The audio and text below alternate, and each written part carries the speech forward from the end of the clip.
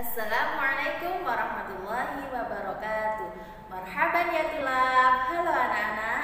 Sobahul khair. Selamat pagi. Kaifa halukumul yaum? Bagaimana kabar kalian hari ini? Arju an takunu daiman fi sihhati wa surur. Saya berharap kalian selalu dalam keadaan sehat dan bahagia. Qabla an nabda darsana, hayya naftatih bil basmalatil ma'an. Sebelum kita memulai pelajaran hari ini, marilah kita berdoa bersama dengan membaca basmalah. Bismillahirrahmanirrahim. Nah, anak-anak, hari ini kita akan belajar informatika bersama dengan Ustazah Rihul. Nah, sebelum kita memulai pelajaran hari ini, kalian siapkan terlebih dahulu buku paket informatika kelas 4 ya. Ini bukunya, kemudian dan alat tulis. Anak-anak, hari ini kita akan belajar di bab 1, yaitu tentang hardware. Nah, coba kalian simak di halaman 2. Nah, di situ di poin A ada hardware dan software. Tetapi hari ini kita akan membahas tentang hardware saja. Nah, anak-anak, komputer itu tersusun dari perangkat-perangkat yang saling bekerja sama satu sama lain. Jadi, jika kalian melihat monitor saja itu tidak bisa dikatakan dengan komputer. Akan tetapi kalau yang dinamakan komputer itu harus ada monitor, harus ada CPU, harus ada mouse, harus ada keyboard. Nah, dari adanya perangkat-perangkat itu baru bisa disebut dengan komputer. Nah, berdasarkan kelompoknya, perangkat-perangkat tersebut digolongkan menjadi 2 macam, yaitu yang pertama ada hardware dan yang kedua ada software. Nah, hardware itu apa sih? Nah, hardware bisa disebut dengan perangkat keras yang bisa kita lihat dengan mata dan bisa kita sentuh. Misalnya contohnya seperti CPU, kemudian monitor, ada keyboard dan ada mouse. Dan sedangkan software atau perangkat guna adalah perangkat yang bisa kita lihat tetapi tidak bisa kita sentuh. Contohnya seperti apa? Seperti pemrograman atau program, kemudian tata cara pengelolaan data, dan ada prosedur. Atau bisa kita lihat di dalam monitor kita. Nah, ada aplikasi, misalnya ada Microsoft Word, kemudian ada Microsoft Excel. Nah, itu disebut dengan software. Nah, Ustazah akan menjelaskan perangkat keras atau hardware berdasarkan dengan fungsinya. Nah, ini nanti hardware akan dikelompokkan berdasarkan fungsinya. Coba kalian perhatikan skema berikut ini.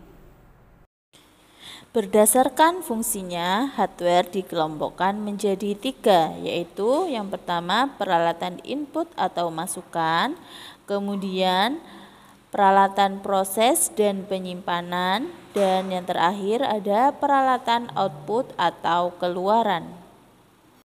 Yang pertama yaitu peralatan input atau masukan yang meliputi mouse dan keyboard. Nah, dengan mouse dan keyboard ini kita dapat memberikan suatu perintah yang kemudian perintah tersebut akan diproses pada peralatan proses. Yang kedua yaitu peralatan proses dan penyimpanan yang meliputi CPU, kemudian optical drive, dan yang ketiga ada flash disk, dan yang keempat ada CD atau DVD. CPU dan optical drive termasuk dalam peralatan proses. Nah, ketika kita memberikan suatu perintah melalui mouse ataupun keyboard, maka perintah tersebut akan diproses di CPU. Sedangkan flash disk dan DVD atau DVD termasuk dalam peralatan penyimpanan atau memori. Dan yang terakhir adalah peralatan output atau keluaran yang meliputi monitor, speaker, dan printer. Nah, ketika kita mengetik atau memasukkan perintah menggunakan keyboard, maka perintah tersebut akan diproses melalui CPU dan dikeluarkan melalui monitor dan bisa kita lihat. Kemudian jika kita memberikan perintah, misalnya kita klik musik, maka perintah tersebut akan diproses oleh CPU dan dikeluarkan melalui speaker berupa suara atau audio.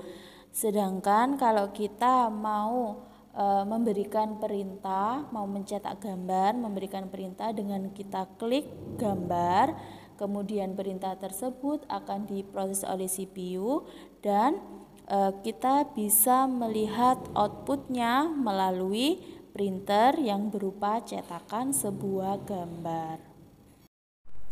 Nah anak-anak, itulah tadi penjelasan mengenai hardware atau perangkat keras komputer. Untuk melatih pemahaman kalian, coba kalian kerjakan latihan di halaman 2, yaitu menyebutkan perangkat apa saja yang ditunjukkan oleh gambar 1.1. Kemudian hasilnya nanti kalian foto dan dikumpulkan atau dikirim di Google Classroom. Thayyib ya talamid, al-qisatu qad intaha. Baik anak-anak, pembelajaran hari ini telah selesai. Asa ayyakuna darsuna yawman nafi'an. Semoga pembelajaran hari ini dapat bermanfaat. Uridu an udzakirakum bi'adami tarkis sholatil khams.